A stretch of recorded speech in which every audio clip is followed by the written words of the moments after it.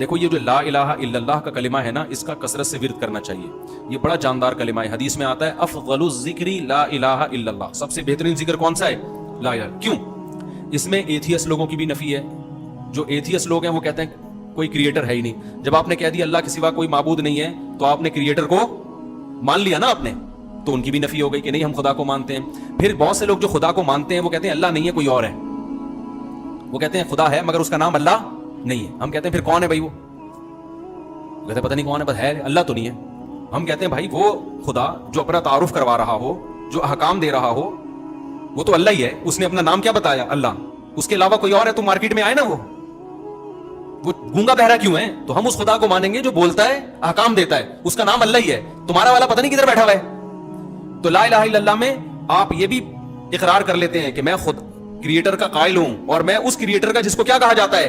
اللہ کہا جاتا ہے. یہ بھی اس نظریے کی بھی نفی ہو گئی. تیسری بات، بہت سے لوگ یہ کہتے ہیں کہ چلو ہم مان لیتے ہیں خدا ہے، وہ اللہ بھی ہے، تو کیا کریں؟ اب ہے تو کیا کریں بھائی؟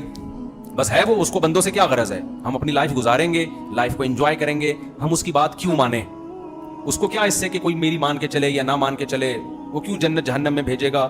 تو لا الہ الا اللہ، کوئی معبود نہیں ہے. معبود کا مطلب جس کی غلامی کی جائے. تو ہم اس میں مان رہے ہیں کہ اللہ کیا ہے؟ معبود. خالی ہم اس اللہ کے وجود کے قائل نہیں ہیں، صرف اس کے قائل نہیں کہ اس کے نام اللہ ہے، بلکہ ہم اس کے بھی قائل ہیں کہ وہ عبادت کے لائق ہے. اس کی غلامی کرنی ہے ہم نے، اس کی مان کے چلنا ہے، نماز پڑھنی ہے، زکوٰۃ دینی ہے، روزہ رکھنا ہے. ایسا اللہ ہم نہیں مانتے کہ جس کا بندوں سے کوئی لنک ہے ہی نہیں اور بندوں سے کچھ چاہتا ہی نہیں ہے. تو یہ بھی اقرار کس میں ہو گیا؟ لا الہ الا اللہ میں. چوتھا، بہت سے لوگ کہتے ہیں کہ بھائی خدا ہے اور اس کی عبادت بھی کرنی چاہیے. جیسے ہندو بھی کہتے ہیں خدا ہے، بھگوان ہے، اس کی عبادت کرنی چاہیے. عیسائی بھی کہتے ہیں کرنی چاہیے.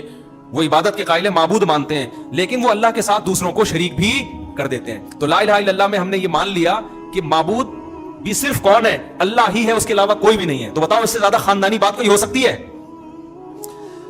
کیا کریں یار؟